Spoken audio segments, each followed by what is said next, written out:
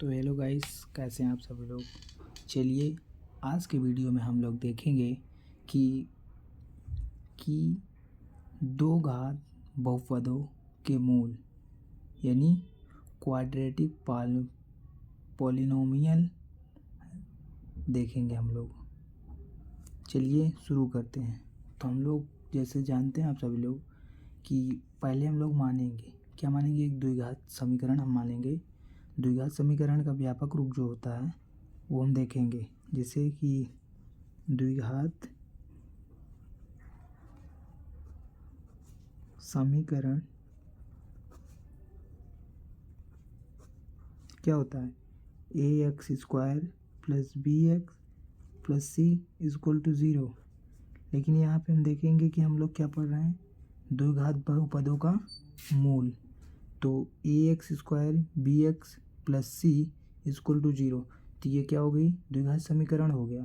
लेकिन हम लोग क्या पढ़ेंगे, बहुपदों के मूल। बहुपद पढ़ेंगे तो हम यहाँ पर 0 नहीं लगाएंगे, हम सीधे मानेंगे कि माना ax² + bx + c, इतना मानेंगे। अब कैसे मानने के बाद देखिए, अब हम लोग क्या मानेंगे, एक ऐसा ग्रुप मानेंगे, जैसे मान लेंगे हम fx बराबर क्या होता है, ax² + bx + c, इतना होता है।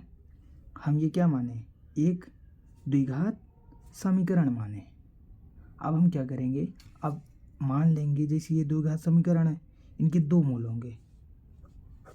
होंगे, एक होगा अल्फा, एक होगा बीटा। तो ये क्या है, शून्यक है, इनके शून्यक कह लीजिए या मूल कह लीजिए। अल्फा बीटा इनके मूल हैं। तो अब हम लोग सबसे पहले देखेंगे क्या, कि शून्यकों का योग देखेंगे और शून्यकों का गुणनफल देखेंगे। तो चलिए हम लोग देखते हैं शून्यकों का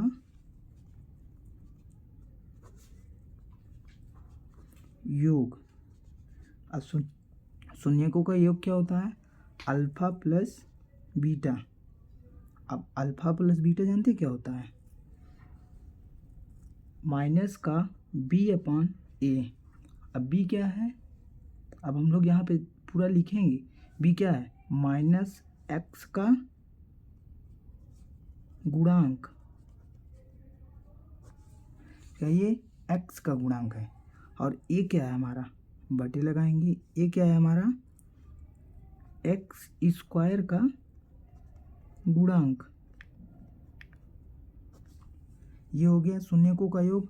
अब हम दूसरे स्टेप में देखेंगे शून्यकों का गुणनफल।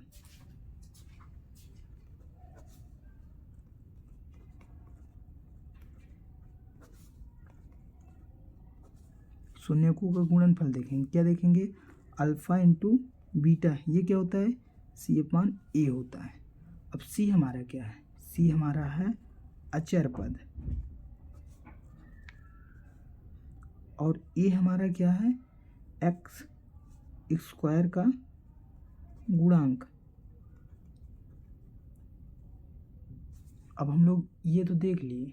अब अगर जैसे कोई भी क्वाड्रेटिक हमें दिया होगा समीकरण, तो हम उसके शून्यक निकालेंगे, अल्फा बीटा निकालेंगे। उसके बाद हम आपसे जैसे बोर्ड में क्या पूछा जाएगा, कोई इक्वेशन दे दी जाएगी, उसके शून्यक पूछे जाएंगे।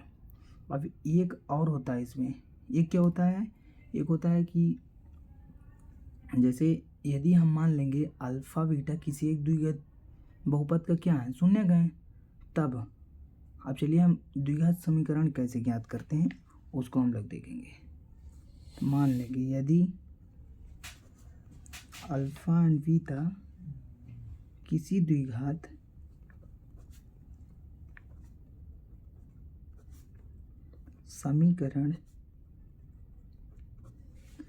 समीकरण के शून्यक हैं, क्या हैं, शून्यक हैं, मान लेंगे, तब हमारा क्या होगा, तब हम क्या करेंगे, तब हमारा होगा fx, हमने यहाँ पर माना था ना ऊपर, तो fx क्या होगा, बराबर एक कांस्टेंट हम जरूर लगाएंगे यहाँ पे, k, मान लेंगे हम कि एक कांस्टेंट मानेंगे, तो अब हम क्या मानेंगे, A X square plus B X plus C, इतना मान लेंगे। अब यहाँ पे हमने देखा था कि यहाँ पे देखेंगे हम लोग कि यहाँ पे जो ए है ये एक्स स्क्वायर का क्या है, गुणांक है, और ये जो बी है ये एक्स का गुणांक है। अब हम यहाँ क्या करेंगे, के यहाँ करेंगे, फिर उसके बाद ए की जगह हमने क्या लिखा था, शून्यकों का योग, तो यहाँ पे लिखेंगे एक्स स्क्वायर माइनस शून्यकों का